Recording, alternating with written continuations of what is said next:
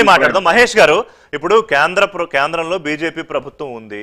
So వాళ్ళకి ప్రత్యేకమైన మీకు వచ్చే ఐబీ రిపోర్ట్లు ఇవన్నీ రాష్ట్రాల కన్నా కూడా పరిధి ఎక్కువ, దాని పరిమితి కూడా ఎక్కువ.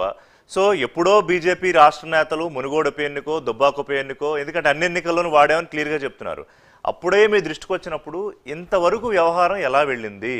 మీరు కంప్లైంట్లు చేశారు, ఇన్ని చేశారు, కానీ ఎందుకో లైట్ తీసుకుందా కేంద్ర హోంశాఖ దీన్ని? అంటే మీరు అపోజిషన్లో ఉన్నారు, ప్రభుత్వం మీద పోరాడుతున్నారు, సరే మీరిద్దరు కలిసారా, విడిగా ఉన్నారా, అవన్నీ అప్పుడేదో చర్చలు నడిచాయి. ఇంత సీరియస్ అఫెన్స్ జరుగుతోంది అన్న మీ దృష్టికి వచ్చినప్పుడు, కీలకమైన నేతల దృష్టికి వచ్చినప్పుడు, అది ఇంతకాలం వరకు ఎట్లా కొనసాగగలిగింది? పొలిటికల్ యాంగిల్లో అడుగుతున్నాను నేను, లీగల్ యాంగిల్ కాదు. రైట్. అయితే తెలంగాణ పోలీస్ ఎవరి ఆధీనం ఉంటారండి? స్టేట్ పోలీస్ ఎవరి ఆధీనంలో ఉంటుంది? స్టేట్ గవర్నమెంట్ ఆధీనంలో ఉంటది కదా. సో స్టేట్ గవర్నమెంట్ ఆధీనం ఉన్నప్పుడు, స్టేట్ గవర్నమెంటే చేపిస్తున్నప్పుడు, ముఖ్యమంత్రి దీన్ని చేపిస్తున్నప్పుడు ఆయన మీద ఆయన ఎట్లా యాక్షన్ తీసుకోగలుగుతారండి? దీంట్లో ఆల్రెడీ 2015 నుంచి మొదలు మొత్తుకుంటున్నారు. 2020లో మన రఘునందరావు స్టార్ట్ చేసిన మొదటి నుంచి, ఆ తర్వాత మా పార్టీ అధ్యక్షుడు బండి సంజయ్ గారు మాట్లాడారు, తెలంగాణ రాష్ట్ర గవర్నర్ మాట్లాడింది. ఆ తర్వాత కూడా పోలీసుల నుంచి కావచ్చు, ప్రభుత్వం నుంచి ఎందుకు స్పందన లేదంటే, దీంట్లో మేజర్ అక్యూజ్డ్ ఈ ఉన్నటువంటి ఈ ముగ్గురు కాదు, ఈ ముద్దాయిలు. ఇప్పుడు ఏదైతే అరెస్ట్ అయినటువంటి వీళ్ళని పట్టుకొచ్చేసి మీరు చేసారు కదా అని చెప్పేసి ఈ రావు టీం అడుతున్నారు తప్ప అసలు రావులను వదిలిపెడుతుంది. అసలు మొత్తం మేజర్ తింటున్నది మొత్తం కూడా కల్వకుట్ల కుటుంబం. ఆ రావులను పట్టుకొని ఈ రావులను పట్టుకొని ఎవరు అంటే చంద్రశేఖర్ రావు, తారక రామారావు, హరీష్ రావు, కేటీ రావు, వీళ్ళంతా మేజర్ కల్పరేట్ సార్. వీళ్ళని అరెస్ట్ చేయాలి ఫస్ట్.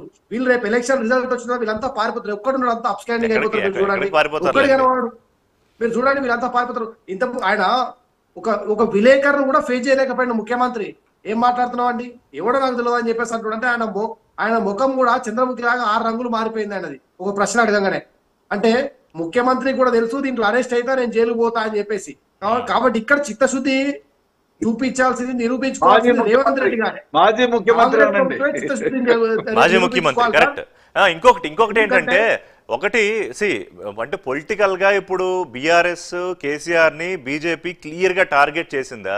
కవితను జైల్లో పెట్టారు, ఈ ఫోన్ ట్యాపింగ్ వ్యవహారం ఇది నడుస్తోంది.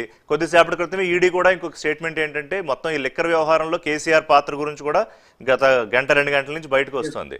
అంటే క్లియర్ గా మొత్తం బిగుసుకున్నట్టేనా? అఫ్ కోర్స్ బిగిసినట్టే రిషి గారు. దీంట్లో మనము ఓన్లీ పొలిటికల్ గా చూడదు, అబౌవ్ ద పాలిటిక్స్ చూడాలి. ఎందుకంటే ఒక ప్రైవసీ, ఇండిపెండెంట్ ప్రైవసీని మొదలు పెడితే ఈ యొక్క స్టేట్ ప్రైవసీ వీటన్నిటిని కూడా ఎట్లా వీళ్ళు డిస్టర్బ్ చేస్తారు. సో ఈ విషయంగా చూసి దీంట్లో ఏ ఒక్కరు అనే కాదు, దీంట్లో అందరూ బాధితులే.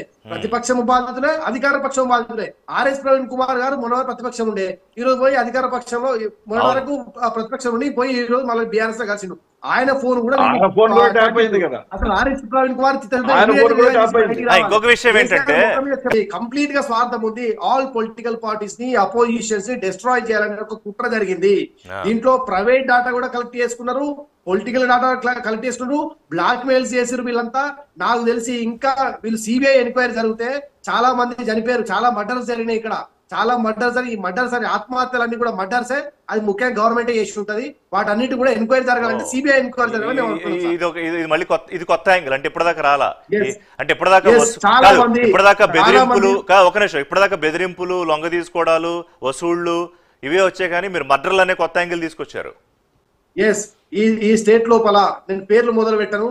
కొద్దిమంది బిల్డర్స్ సూసైడ్ చేసుకున్నారు, తర్వాత ముగ్గురు పోలీస్ ఆఫీసర్ సూసైడ్ చేసుకున్నారు. వీళ్ళు పెట్టినే లేక రిజైన్ చేసిపోయారు ఇక్కడ నుంచి. ఆ తర్వాత మధ్యలో జరిగినటువంటి ఏదైతే ఆత్మహత్యలు ఏవైతున్నాయో, ఈ ఆత్మహత్యలకు మొత్తం కూడా ఈ గవర్నమెంటే కారణము. ఈ గవర్నమెంట్ మర్డర్ చేసింది, వాళ్ళు బ్లాక్ మెయిల్ చేసిన కారణంగా వాళ్ళు సూసైడ్ చేసుకున్నారు. గారు మహేష్ బీజేపీ నుంచి ఆయన ఒక అనుమానం వ్యక్తం చేశారు. ఏంటంటే, ఇప్పుడు కూడా సెలెక్టివ్ గా కాకుండా కరెక్ట్ గా ఏం జరిగిందో బయట పెట్టాలి అనే అనుమానం ఎందుకో బీజేపీకి మళ్ళీ మొదలైంది కాంగ్రెస్ పార్టీ వ్యవహారంలో.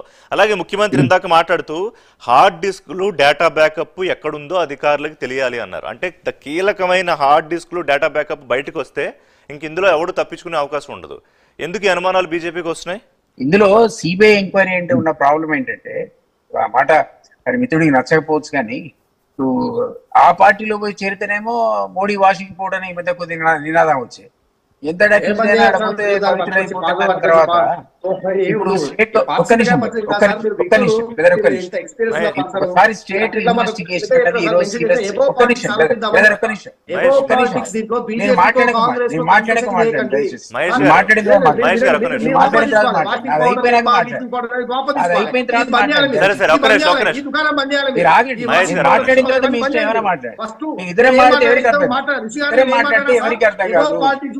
రాజకీయ కోణం చూడొద్దు మనం అని చెప్పాడు. ఆ తర్వాత కూడా మీరు దాన్ని పట్టుకొచ్చి మీరు వాషింగ్ పౌడర్ రేవంత్ రెడ్డి గారు సిబిఐ ఎంక్వైరీ చేయాలని చెప్పేసి ఇప్పుడు ఆయన ముఖ్యమంత్రి కదా, ఎందుకు అర్థం సిబిఐ ఎంక్వైరీ ఎందుకు అర్థం సిబిఐ ఎంక్వైరీ సిబిఐ ఎంక్వైరీ జరగాల్సిందే రాష్ట్రంలో. సిబిఐ ఎంక్వైరీ జరగాల్సిందే సార్. సిబిఐ ఎంక్వైరీ జరగాలి. మహేష్ గారు okay okay okay okay cool ఒక్క నిమిషం మహేష్ గారు